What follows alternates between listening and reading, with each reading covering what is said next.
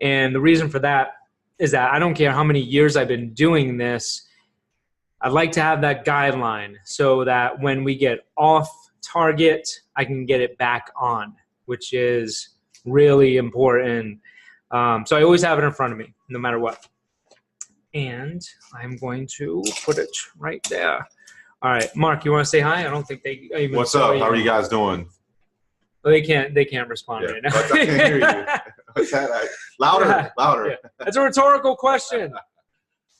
All right, there we go. And then I'll cover up our own faces. Yes, because I don't like seeing me when I do this. So, so what we'll do is we'll go through the script. I will script it first. I'll be the caller, and Mark will try to throw me off. I'll get through it, and then what we'll do is we'll go back into the group of us talking and ask questions. So write down notes as you're going through, and then be ready to ask questions, and then we'll handle that. So, and actually, here, you know what I'm going to do? Cover us. Why don't you cover us all up so we're not looking at them too?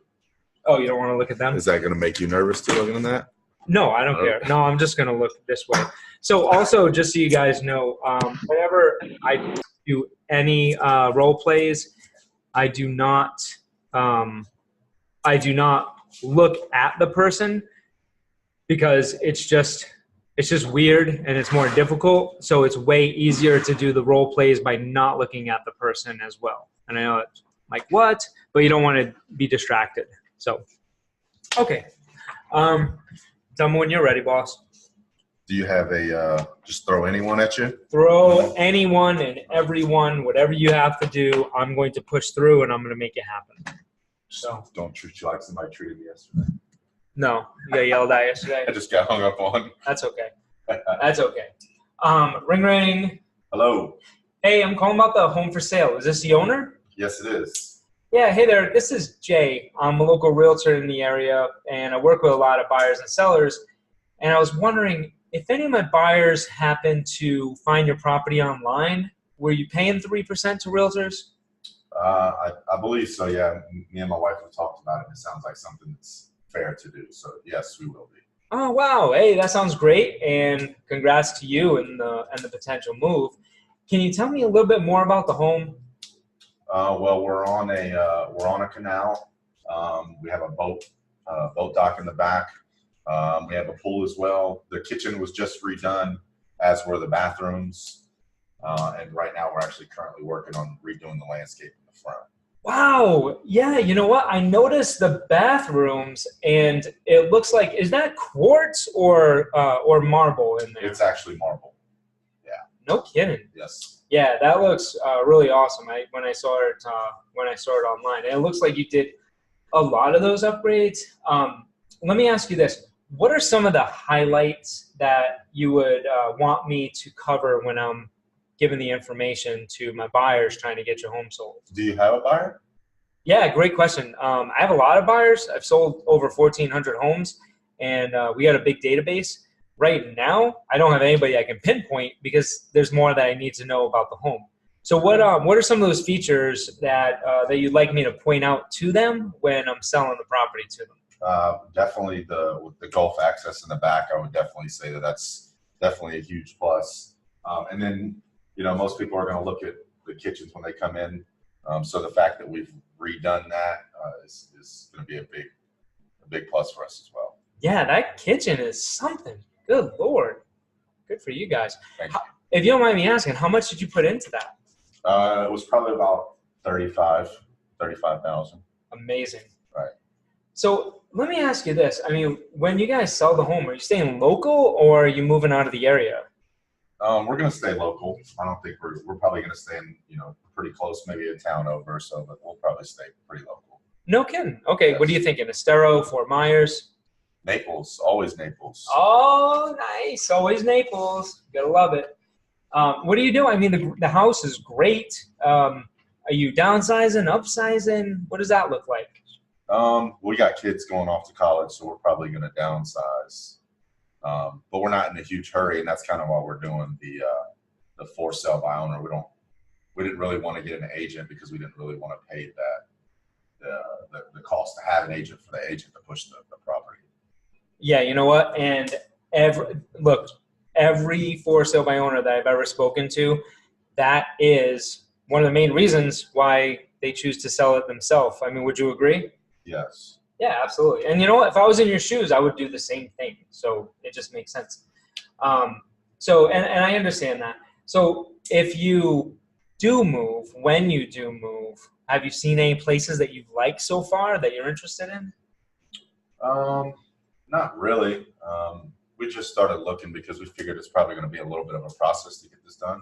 So we've just started looking. Yeah, and it could be. I mean, it might take you 30 days. It might take, 3 years. I mean, hopefully not 3 years. Right. Hope not. Hope not. Hope not. Ideally for you, when would you really like to have the property sold and you moved? Me personally, I'd like to be done with it, but it's my wife that's would rather take the time with it. Absolutely, and I get you wanting to move sooner than later. Right. What's her hesitation? She kind of has an attachment to the house. The kids being raised here, she has somewhat of an attachment. So. Oh yeah, look, I completely understand that. Well, I mean, has there been much activity since it's been on the market? Not really. We've had a couple people stop by, but nothing promising. Yeah, nothing promising yet. Okay. Right. So you guys really haven't even started looking. Your wife doesn't really want to move. I mean, do you think this is really going to happen for you guys? Yeah, I definitely think so. With the right buyer, the right offer, I definitely think it's possible. Yeah, absolutely. Well, Mark, let's do this. I mean, this makes sense. So I can see which of my buyers that I'm working with that would be the right buyer for the property, because I agree it has to be the right buyer, that I might have interested. I need to see the property because they're going to ask me, when's the best time for you? Because I know I'm going to be in the area tomorrow around 4, and I think I'm actually going to be there on appointments Thursday at 2. Which time works better for you? I guess if you don't have, my question would be, if you don't have a buyer, why do you want to come by? Well, yeah, it's a great question.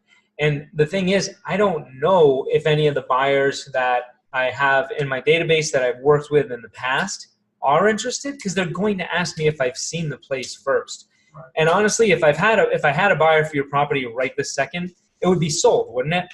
Yes. Exactly. So let me find you a buyer. When works better for you? Again, tomorrow at 4 or Thursday at 1 was one of those times better. Thursday at 1 would be fine. Okay, great. So whatever, I got the appointment. That's what I wanted, obviously. You said something that I wanted to write down, and I can't remember what it is now. Well, I can't remember what it is either. There was an objection. I want to remember what that was. Don't know. So this is being recorded, though, yes? Yeah, it's being recorded. Hey Tracy, you have some background feedback. I think it might be your microphone. Okay. So I don't know, maybe just turn it a little lower. That might help, or just is that better? Oh, you know what? It's probably my fan. That's exactly what it is. That's exactly what it is. Okay, I can tell now you said that. Yeah. What, fan? Yeah. Yeah. Yeah, I love your voice. It is a deep voice. You should be like on radio or something. Who's that, me? Yeah. Oh, okay. Or a serial killer. I've heard that before. No, not the serial killer. No, I haven't. I don't think of serial killer. I think of like. Thank you. I appreciate that. Wasn't going that avenue. I was thinking about radio. Leave it to Jay. I took it there. You did take it there. What are some of the things? That was good. It doesn't always happen like that. I mean, you guys are talking, and it was, for me, I get, well, why? Like he said, well, why do you need to come by? There's several pictures on Zillow, and it's very clear. You can come by with a buyer. Come by and make an appointment with a buyer, and you can see the home. I get that a lot. I do too. Great. You ready, Tracy? Sure. Okay. I'm going to debunk whatever myth you have. Okay. Okay. So, ring, ring. Hello. Hey, I'm calling about the home for sale. Is this the owner? It sure is. Yeah, hey there. This is Jay. I'm a local realtor in the area. Work with a lot of buyers and sellers. And I was just wondering if any of my buyers happen to find your property online, are you paying 3% to agents? Well, I mean, we just listed it about 3 weeks ago, and we're having some good feedback with the open houses. So at this time, we probably will not do that, but possibly in the future, we could Great. negotiate it. Yeah, well, that's incredible. Good for you guys having a lot of activity. What does that look like? How much traffic are you getting? So we have open houses Saturday and Sunday from 1 to 4, and we're getting probably about 10 to 15 people. Nice. Okay, so you're getting a lot of showings. Have you received any offers yet? No, I mean, we get a lot of, oh, this is nice.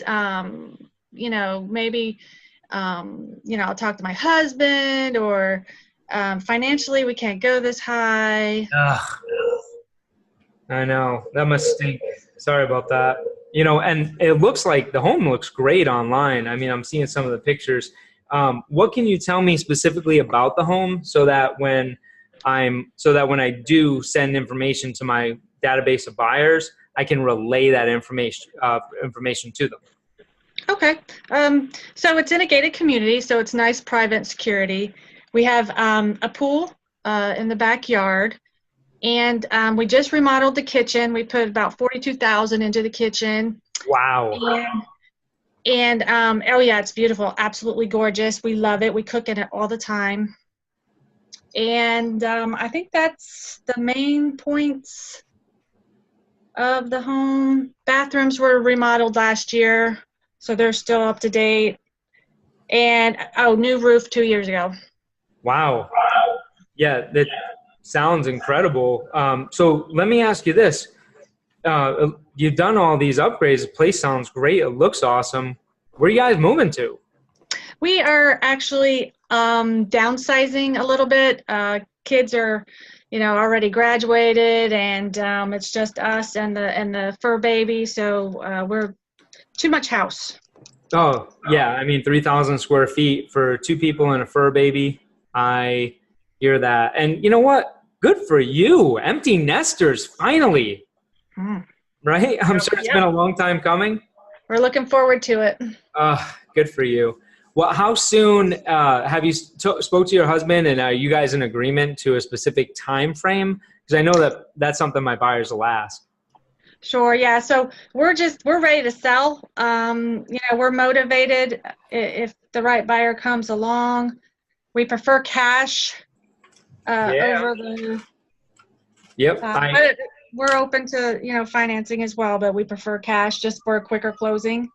Yes, and cash is great. And hopefully you get cash. Hopefully somebody comes in with a pile of cash tomorrow and says, "Hey, Tracy, here you go," and then you guys can do what you need. In a perfect world. Yes. So let me ask you this, Tracy. I work with a lot of buyers and sellers, and if one of them is interested in the home and there was a way that you would actually net more money by working with me and my buyer just on the buy side, I mean, that would make sense, wouldn't it, if you would net more money?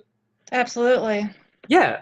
So look, let me do this because I don't know which of my buyers are interested right now. They're going to ask me if I've seen the property and I need to send them additional information.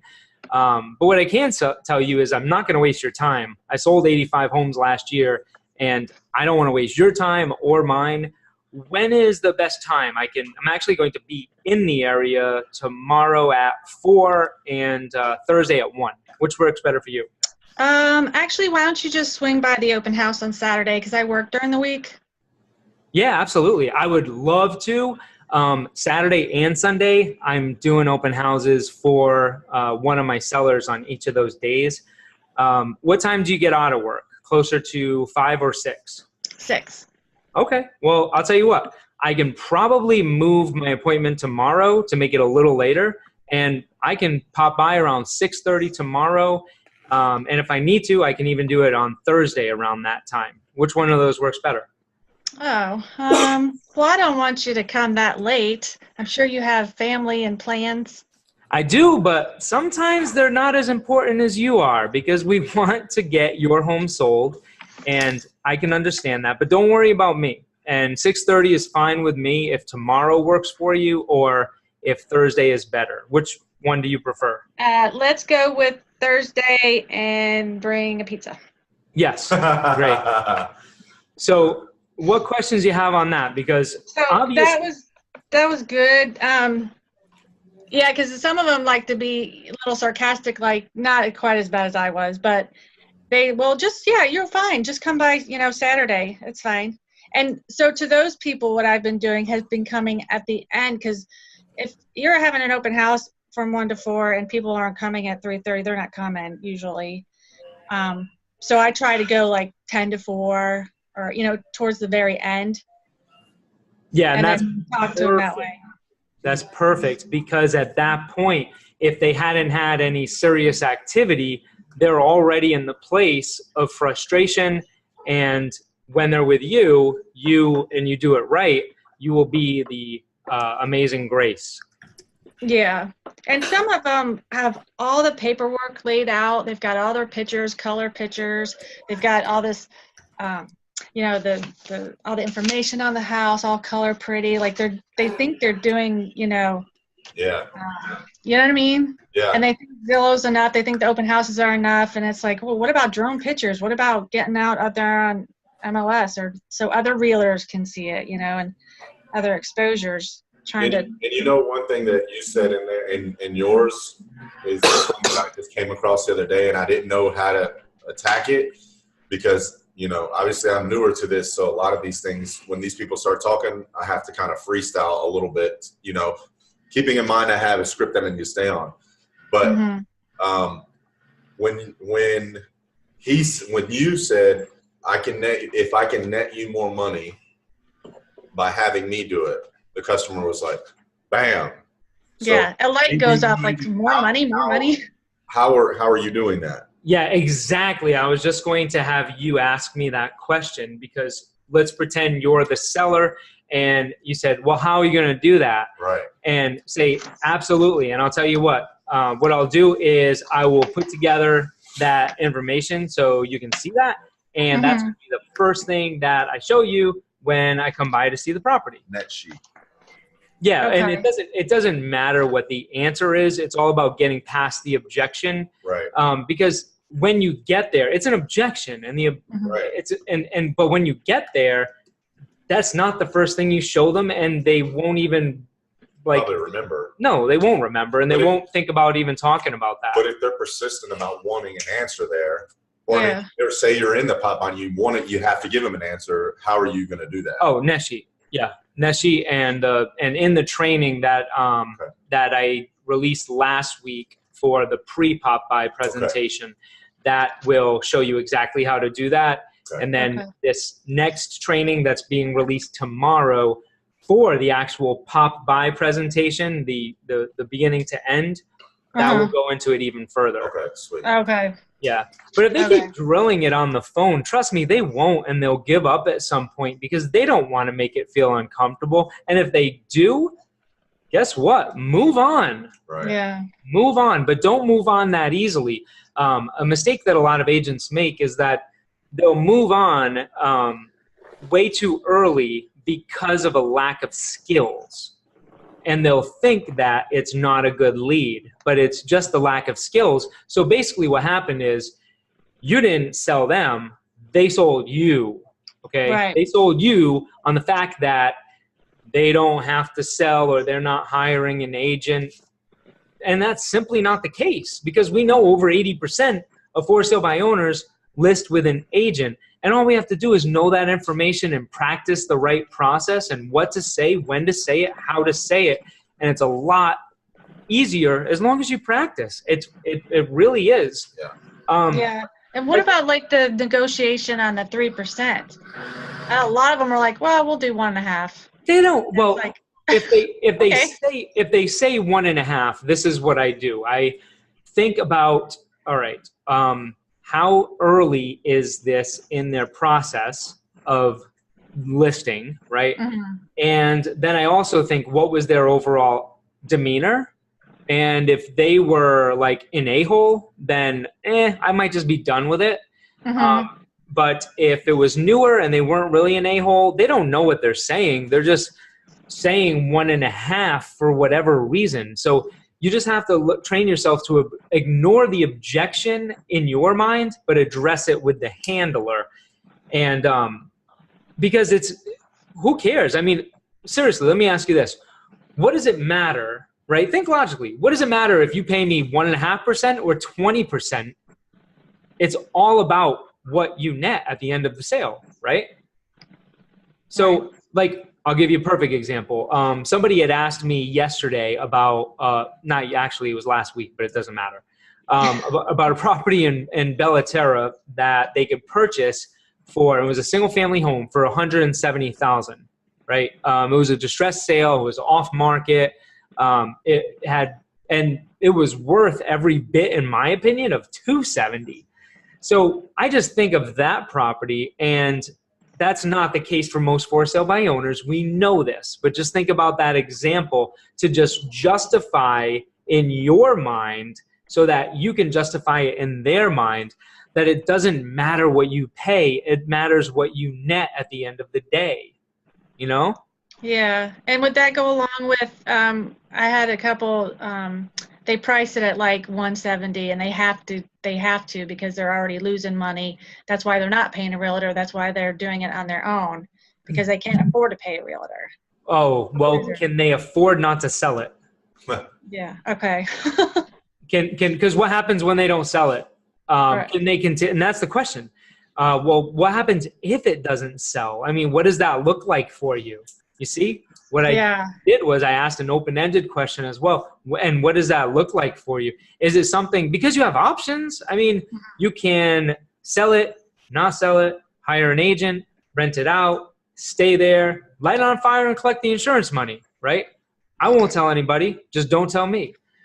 But everybody has options. And the thing is, I can't tell you how many appointments I've been in where somebody would tell me they can't take less than a certain amount. Number one, they don't know what they can take less than of.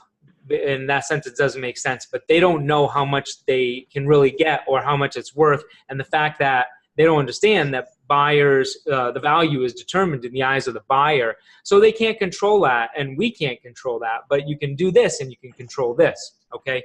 In every market, there's supply and demand. Supply is the amount of inventory, sellers, and buyers the amount of demand, okay? So as buyers decrease, especially in a shifting market, okay, well, what do you think that's going to do? They still have choices and more choices. What do you think that's going to do to price? It's going to push it down. Buyers will dictate what that property sells for, and it's all based on supply and demand. Now think about this.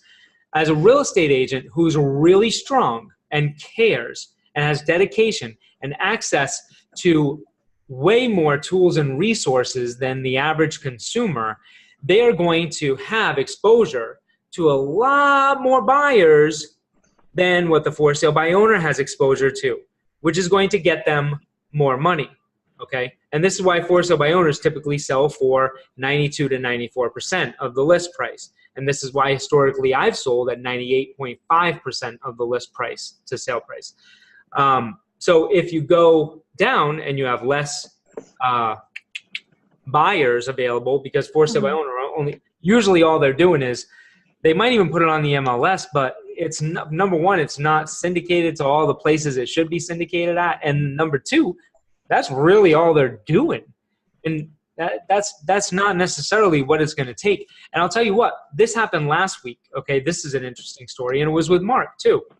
So Mark, actually, you want to tell the story? Which one, about Shorten at Corkscrew Shores? Yeah. The tough guy? Yeah, about what happened with the listing that the flat fee company did for him. And how shitty it was? Yeah. So I had this guy that originally called. He was very hard-nosed. I'm not using an agent. Well, I got in the house. I went over. I talked to him. He said, well, it'll be on the MLS tomorrow or the next day. So I kept an eye on it. And I printed it out, and I got with Jay on it. We started talking about it. And, again, me being new, I didn't see certain things that jumped out of the page. But one thing this guy was ranting and raving about when I was at his house, the lake view. that he has. Okay, that he has a lake view. He did not have a pool. What else did we find on there that? Well, first on that, the lake view in that community, people have paid anywhere from $50,000 to $100,000 just for the view. Yeah, in Corkscrew Shores to be on that lake, because the opposite of the lake is being on the berm, and his was on the lake. So his pricing was way off. It was advertised with a pool, and it doesn't have a pool. The description sucked. The photos sucked. And there was other inaccuracies in there as well, so it wouldn't even come up in a search. And I felt that he was underpriced because he was at $485, and anybody that looks at $485 is looking up to $5. Right. Okay, and when you see $485, you know what you're doing? You're pissing away $15,000. You're taking that off of your bottom line because you price it so that you get showings, so that you get people interested in the property. And that's what you need to do, and you'll attract them. So you're not going to attract less by having it at $499 opposed to $485, but it takes away from the negotiation power.